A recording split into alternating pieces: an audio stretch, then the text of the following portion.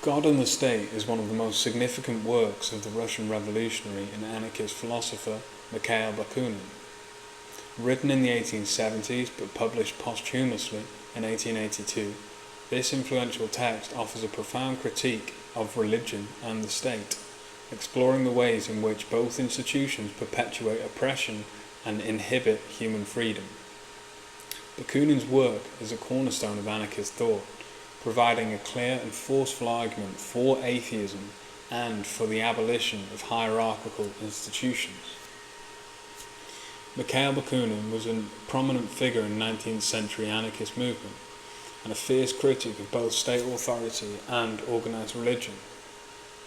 In God and the State, Bakunin articulates his belief that religious and political institutions are intrinsically linked in their efforts to suppress individual freedom and maintain power. He argues that the liberation of humanity requires the rejection of both divine and earthly authorities.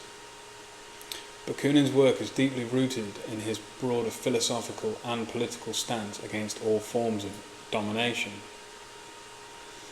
He believed that for true freedom and equality to flourish, society must reject the idea of a divine ruler and the authority of the state.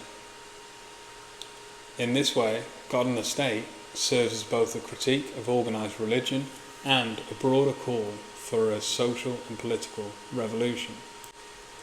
Key themes and concepts in God and the State. 1. The critique of religion. A central theme in God and the State is Bakunin's vehement critique of religion.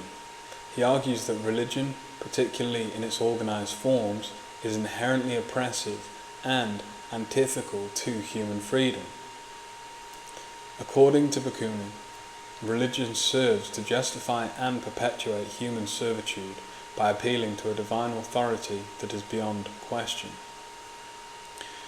Bakunin argues that religion has historically been used as a tool by the ruling classes to justify their power and their control over the masses.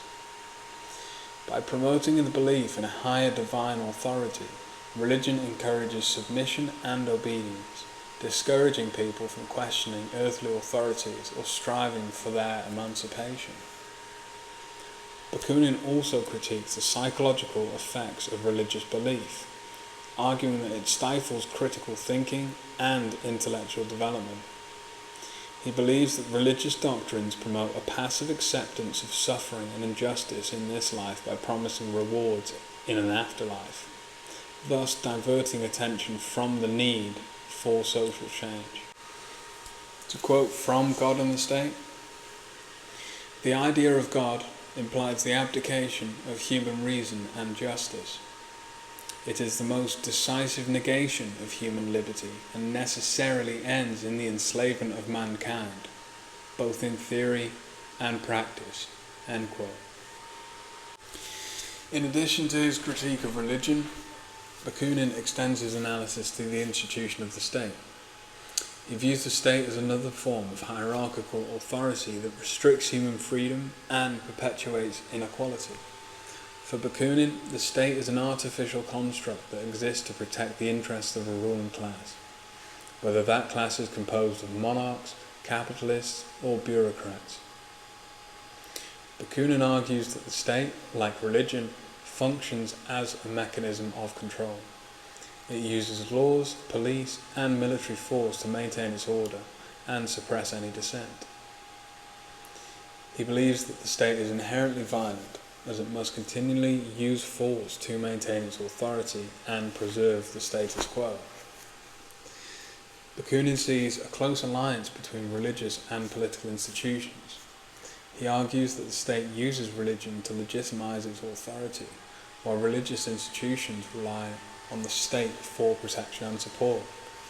This alliance serves to reinforce both the spiritual and temporal power structures that oppress people.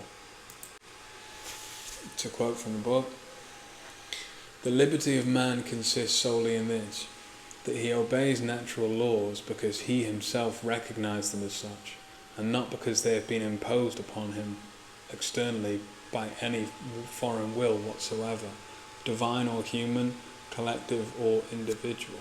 End quote. 2. The rejection of authority and the call for revolution. A significant part of God and the State is Bakunin's rejection of all forms of authority, divine, political, or otherwise. He argues that true freedom can only be achieved through the abolition of all hierarchical structures, including both the Church and the State. Bakunin advocates for a form of radical atheism and anti-authoritarianism. He believes that humanity must reject both God and the state to achieve true freedom and equality. This rejection is necessary to break free from the chains of oppression and to establish a society based on voluntary cooperation and mutual aid. Bakunin calls for a revolutionary overthrow of existing institutions. He believes that incremental reforms are insufficient and that only a radical transformation of society can create a world where people are free to govern themselves. His vision of anarchism is one where communities are organised from the ground up, free from centralised control and coercion. To quote from the book, "A convinced materialist, I reject any ideological, political or social system based on the ideas of God, justice and the divine providence." End quote. 3. The nature of freedom and human liberation. Bakunin's discussion of freedom is central to his critique of both religion and the state. He argues that true freedom is not simply the absence of constraints, but the presence of autonomy and self-determination.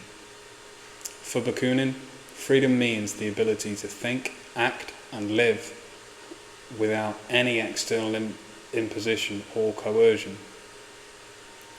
Bakunin believes that human beings are naturally inclined to self-determination and that freedom is fundamentally a human desire. He argues that all forms of imposed authority, whether religious, political or economic, are antithetical to this desire and must be dismantled. While Bakunin emphasizes individual freedom, he also believes in the importance of collective liberation. He argues that true freedom can only be achieved in a society where all individuals are free. Thus, the struggle against authority is not only a personal endeavour but also a collective one that requires solidarity and cooperation. Bakunin contrasts the idea of a freedom granted by the state or by divine decree with a freedom that is achieved through self-emancipation and mutual support. He argues that real freedom must come from within and cannot be granted by an external authority. To conclude, God and the State remains a foundational text in anarchist thought, offering a powerful critique of both religious and political authority. Bakunin's arguments against the state and organised religion are rooted in his broader vision of a society based on freedom, equality and voluntary cooperation. For those interested in political philosophy, radical thought and the history of anarchism, God and the State provides a compelling case for why freedom cannot coexist with hierarchical authority. Bakunin's ideas remain relevant today as debates over the role of religion, the state and individual freedom continue to shape political discourse worldwide. We've been the Left Library and this has been Political Theory Simplified. Thank you for watching and let's continue to learn and grow together.